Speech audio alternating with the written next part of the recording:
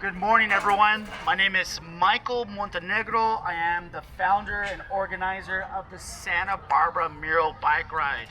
This year is 10 years in the making. And I owe this all to people like yourselves, to Manuel and Zueta, like people like Frank Peters, the folks at Move, BC Centro, people who just love cycling and public art. I'm just really grateful that I could bring all my passions with my love of history and art. I could bring it all together through this event. So I'm really, really honored to be of service to my community, to show you the glory of our amazing Santa Barbara community. Let's go over here. We're gonna visit the most famous mural, one of the most famous murals, iconic murals of Santa Barbara. There's the Campesino mural. This rendition is done by Manuel Zueta, the legend OG professor of Santa Barbara. You see that UFW eagle rising as the sun rises. The farm workers, each one has a different colored sombrero, green, white, red, essentially representing the Mexican flag. They have the iconic posture of picking the food off the ground. Just know that our economy is highly dependent on farm workers who are majority undocumented. Yes, this is the Campesino mural. Yes, I got some really good news. We have a special treat. We're going to be visiting Matt Rodriguez, the artist, the muralist. We're going to be visiting his mural at the YMCA. And he's going to be talking about what it means to him and the story behind it. So let's mount up and head over to the YMCA. So follow me.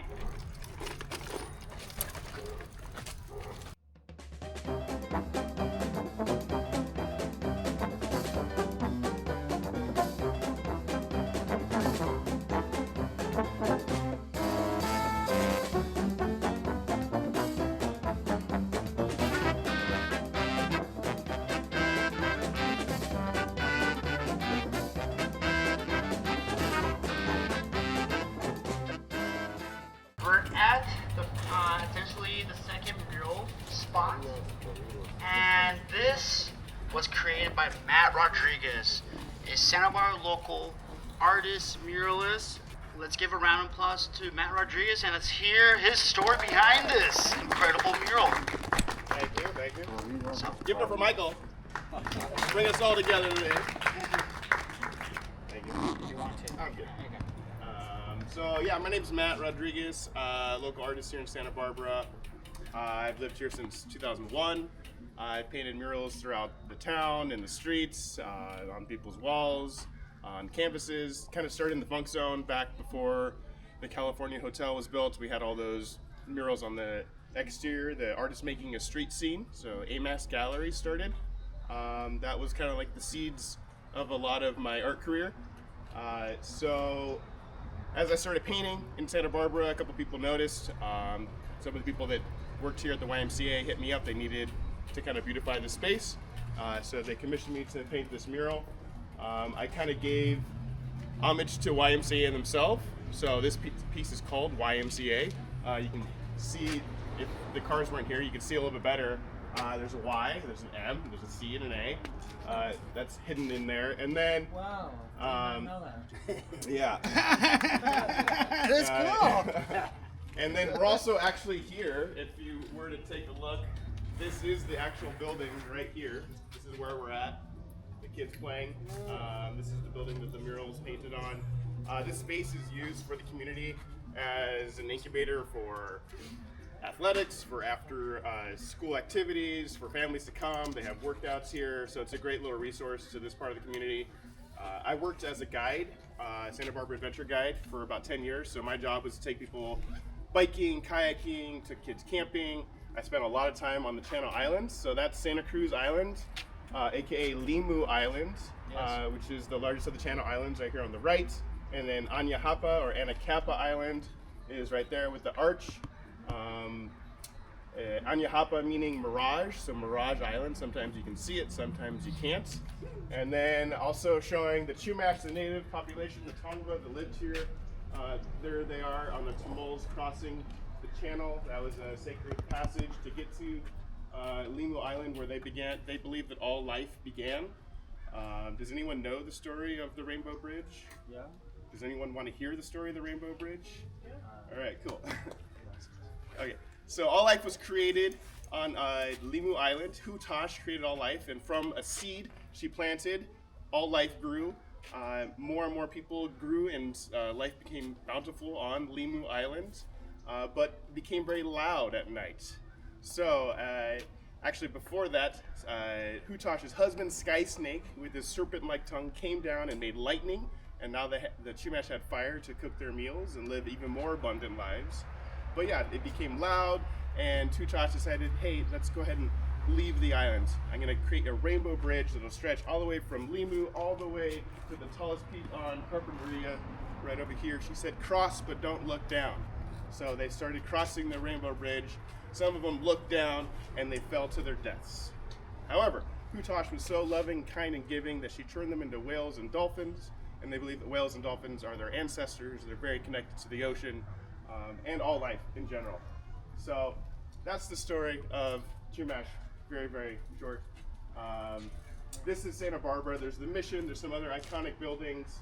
Lots of people biking, playing on the beaches, and yeah, this is YMCA. Beautiful. Thank you so much. Thank you for Matt, let's give it a round of applause for Matt. Good. And if you need murals or art, please reach out to him. He's incredible. Matt, when did you do this? I did this right before I had a kid about 8 years ago. 8 years ago? Yeah. Yeah. Well, incredible. The show is just starting. So, the next location, we're going to do a quick little stop at the Guadalupe Church.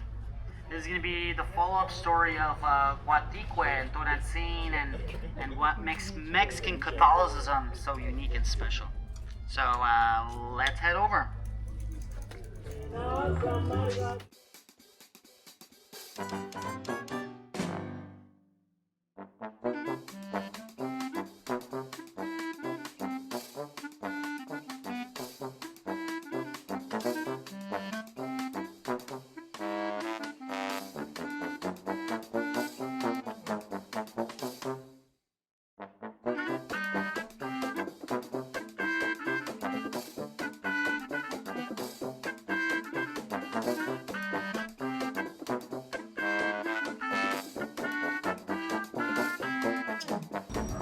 I'll say this.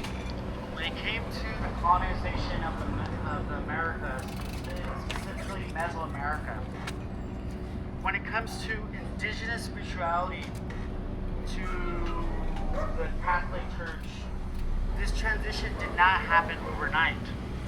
This took centuries of effort, centuries of fusing I never did. same process as how Christianity spread into Europe and adopted European traditions, did the same as in Mexico, where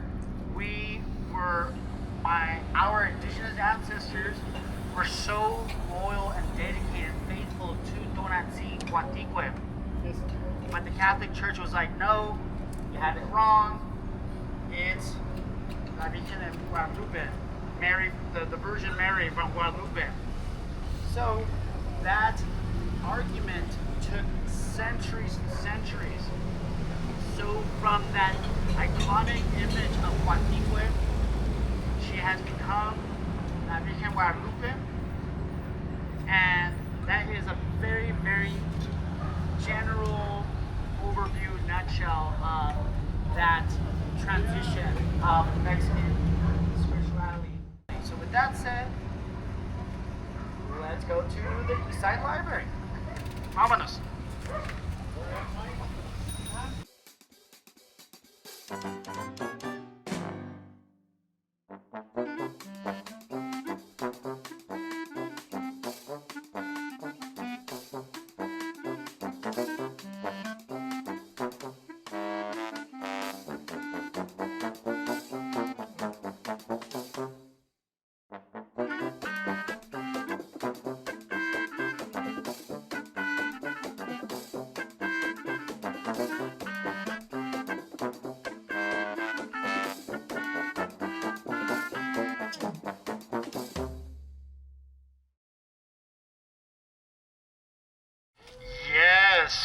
welcome to the East Side Library.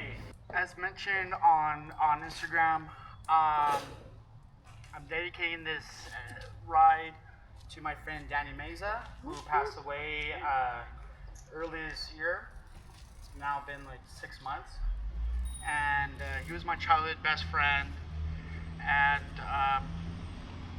to keep it really short, he was he grew up in government housing, raised by a single mother, involved in youth programs all his life.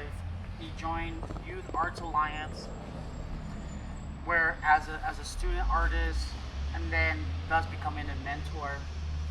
And he still did this for many years while being a tattoo artist and other things. So essentially, when it comes to public murals, the majority of murals are done by Santa Barbara Youth Alliance. There's some other technicalities of, like, if you want to do a mural on your commercial business, that's something else. But the point is, all murals are done by the city organization Youth Arts Alliance. And this section here, right behind me, specifically over here, was done by Danny Meza. You can see here the diversity of different civilizations.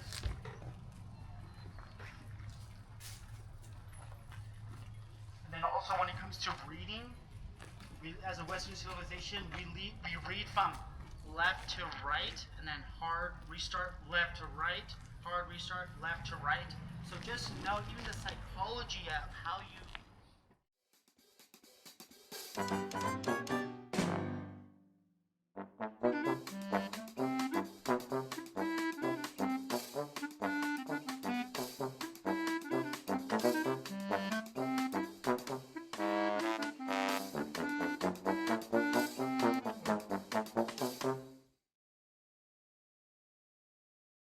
when it comes to creating art, it's not just you're painting a daisy and simple as that. There's deep meaning when it comes to imagery, icons, symbols, as in how people will feel offended if someone did some sacrilegious thing with something with Christian imagery. So just know that in Native spirituality, we're not all the same, as in when it comes to, like, for example, even the owls, for a lot of Native civilizations, the owls are like death omens. If you show an owl to a Canadian native, they'll get so triggered. If you give them like an owl image, an owl statue, that's like you're causing death on them. So just know that, yes, this imagery of indigeneity, Aztec culture, Chumash, and everything else, yes, it's beautiful. It's okay to admire and then respect and support. You know, support your real artisans, your real painters, who do the real work of learning the real stories and etc. But also just have that respect. Don't just capitalize and extract and profit from that. That's where the cultural appropriation, that's where the disrespect comes to play. So fortunately, our community is doing a lot more better. It's not like 2005 anymore. But progress. The battle's not done, so let's go forward. All right, so